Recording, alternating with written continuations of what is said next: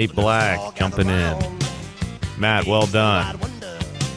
To celebrate Matt a little bit today on his last For the Moment show, I thought let's talk a little bit about federal pension and federal debts, not just CalPERS pension and local issues, state and local. So that's kind of going to be not just us. That's kind of going to be the topic for this morning. We have a little bit limited time this morning for my segment in order to kind of get the correct send-off for Matt. So that was great to hear his montage. So what I wanted to talk about on the federal side of things is Social Security and Medicare, primarily Social Security and the Social Security Trust Fund. And in order, the reasoning behind it is, I think, we talk about pensions here, we talk about local issues and CalPERS specifically, but let's evaluate and understand what is our parent doing, and I don't mean our particular parents, but our parent agency, the federal government, and the behemoth that is Social Security. And the actuaries, the Social Security actuaries, because the program is so large, so extensive, it's difficult to pin down what the actual total liability is in Social Security. But they say it's somewhere between, and especially when you combine it with Medicare, between $100 and $200 trillion, which is an enormous amount of money. The total federal budget in an entire year, the entire federal government is some $3 trillion. So think about $100 trillion and even 200, and that can give you kind of a little glimpse as to the severity or significance of the problem here. And that liability, the 100 trillion, 200 trillion, it doesn't have much at all in way of assets offsetting it. It's almost entirely unfunded. And as I was reviewing and researching to talk about this for this morning's segment, it became apparent to me that the Social Security agency, or administration, excuse me, gosh, when I'm reading the agency history that you can find at ssa.gov/history/budget treatment.html, when you look at that, they do not talk at all about, in my opinion, the reality of the Social Security Trust Fund.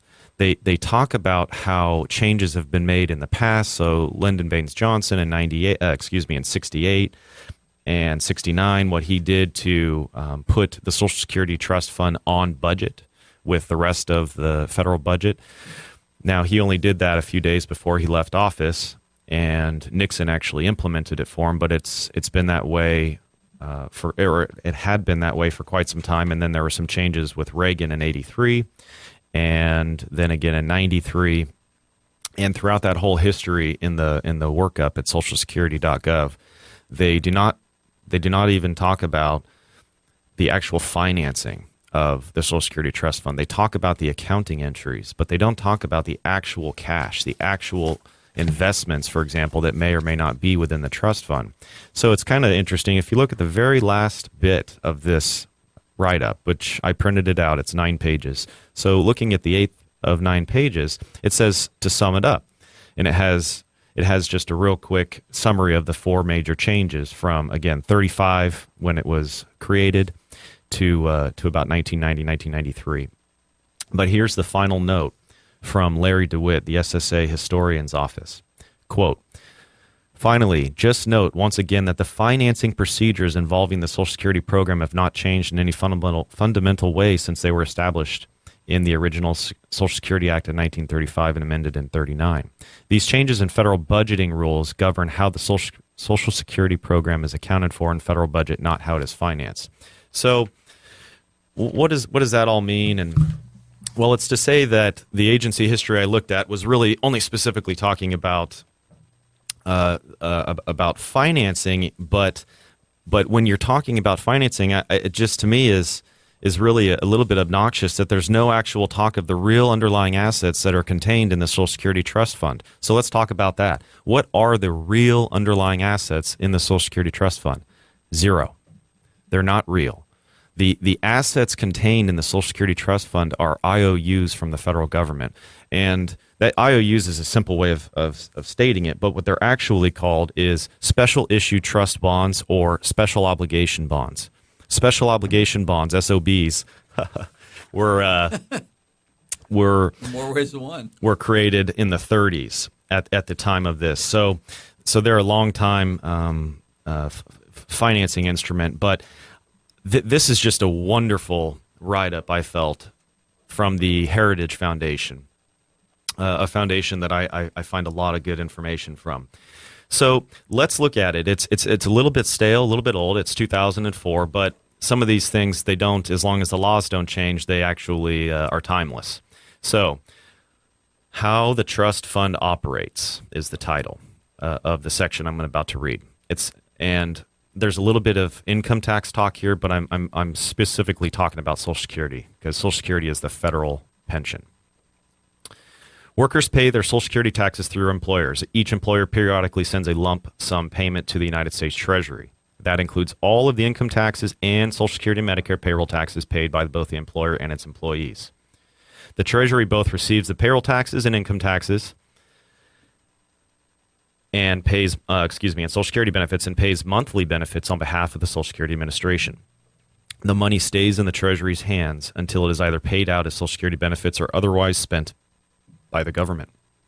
This is key. In fact, no money ever goes into the trust fund. Instead, the trust fund balance is the result of two accounting entries by the Treasury. So first, the Treasury estimates how much of the aggregate tax receipts are Social Security versus, and then it credits or it increases that account. Then the Treasury subtracts the total amount of paid monthly Social Security benefits from the same trust fund balance. So no money actually ever came in or went out. In fact, the Treasury holds the money and makes the payments before it ever goes in. They merely book the charge of those payments to the fund, which is a way of accounting for it. But there's actually no cash there. The cash stays without or outside of the trust fund. So back to the article, or I should say white paper. Any money remaining in the trust fund is converted into special issue Treasury bonds, what I was just discussing earlier, the so-called special obligation bonds, which are really nothing more than IOUs. In addition, the Treasury pays interest on the trust fund balance by crediting the trust fund with additional IOUs. So what are the IOUs backed by? The IOUs are simply IOUs that the federal government has to pay for. And so the trust fund is the receiver of this money that the federal government owes it. So it's in a position to receive it, but kind of the rub here is that the federal government is likewise in a state of financial chaos. When you look at we have $20 trillion on the books debt, and we have Congress continually raising the debt ceiling, which is coming back up in the conversation. That's kind of also why I chose to talk about this today, as I thought as people are analyzing the debt ceiling raising, maybe they could look at this and tie this in. We need a month on this because in 1975, there was a book written called The Biggest Con, and that individual was arrested at one point in time because there was a way that you could fill out the proper paperwork and declare your religious beliefs and all that stuff. And I did that back in 1975, okay? And I stopped it because I didn't want to go to jail. But you touched on really an important thing in my life is because I'm getting Social Security at the retirement age of 68, okay? Yeah. But programs have been implemented that were not intended to be part of Social Security that are draining this at a more rapid pace than the people. And people say, well, this is not an entitlement. No, I paid into this since I was 16 years old. And there's a lot of people out there with that same situation where it's their only income. There's a question that's been asked by me and a lot of people is, why do we always have money for welfare, yet not for Social Security? And the politicians like Hillary Clinton. It's in a lockbox. Yeah, the priorities are a little bit backwards there. Okay. The Social Security, like you just stated, was funded by you. Mm-hmm. So it is a benefit that you self-funded. Right. And welfare, of course, is not. If I'd have taken that same money and invested in Apple stock, I'd be retired millionaire at this point in time because, like you said, it's 7%, but I'm self-employed, so I'm paying a full 15% on all my income since 1975. So, what is the end result of all this stuff? How long can we look out at this house of cards? Been crumbling for years. Yeah. Give me some good news, right? Well, about the only good news is that there's still opportunities that are available to us to, really fully address this. But the political challenge of addressing these things are so difficult for our politicians, for our leaders. I'm gonna cut just a little bit so that I can answer your question, what I was talking about, and just jump to it. So you asked me, what opportunities are available, or how bad is this, and what's the time frame? So just to pull up here a quick letter that I found terribly interesting. This is the Board of Trustees of the Federal Old Age and Survivors Insurance and Federal Disability Insurance Trust Funds, i.e. Social Security. Now, it has other types of benefits in there beyond Social Security, but this is the board that sits over these funds. And I just think that this title here is awesome. So Section 709 of the Social Security Act says, quote, recommendations by Board of Trustees to remedy inadequate balances in the Social Security trust funds. So that's right on target. Now I'm going to continue, and then I'm going to comment. Continuing, we are writing to you. So this is this Board of Trustees writing to President Obama and Vice President Biden. And this is June 22nd, 2016. You can find it on the Social Security's website. So we are writing to notify you that we project the asset reserves held in the Federal Disability Insurance Trust Fund, so-called DI, will become inadequate under the meaning of this section within the next 10 years. So there will not be anything left to fund DI within the next 10 years. So that, to me, Andy, kind of answers your question a bit in that we're going down a perilous road for our country and in a financial context. And history shows us that these issues set countries back for decades, and sometimes they can never recover from them. And so it's just incumbent upon us to address them. So the longer we wait, the harder it's going to be, et cetera. And did that fully answer your question? I get back to my Heritage article. It's depressing as hell. It sure is. It sure is. But let's keep talking about this, and if you would like, Andy, in the next few weeks, talking a little bit more and diving a little bit deeper into all of this. But my one final comment on the Section 709, the Social Security Act, the inadequate balances, is what are we talking inadequate balances? Well, what that section states is when the balance ratio, which I had to look up because that's not really a technical term we use in accounting, but it's one that the federal government uses here per Section 709, the balance ratio and issue is saying that once you drop below 20% or the ratio of 20, you're getting into horribly dangerous territory. Well, what that's saying is 20% of the assets are set aside against 100% liability. So 1/5 is set aside, the other 4/5 is not. And they're saying once you get close to that 1/5, we're going to really start. We are required by law through Section 709 of the Social Security Act to address this and to provide recommendations to Congress and to the president. So that's what this letter is about. Describing how they're going to get out of it. And how are they going to get out of it? They talk about increasing taxes. Okay. Why does our local governments and all governments think that this is a slush fund that first thing you do is they put you on SSI, okay? And that was never authorized in the original intent of this act, and taking our money under false pretenses. Basically, the political process is stolen. It seems to me that politicians, or a lot of politicians, they're really good at kicking the can down the road. They're really good about saying, well, hey, let's do this today because it feels right. Those folks over there are really happy with me, and I can get whatever political contributions, I can get reelected. And whoever's going to have to pay for this is 20, 30, 40 years down the road. So I'm not too worried about that. Yeah, but you were mentioning 10 years down the road, okay? Now we're talking I'm 10. 70, okay? Yes. And when I'm 80, I'm going to lose half of what I've got coming in. Well, make sure that we're clear that I'm speaking to the disability insurance fund, so not Social Security. Social Security has a little bit longer time to survive. They're saying something like 2035 is about where Social Security goes belly up. That's a hell of a thing to think, but I would be glad that I would be gone by the time that happens because,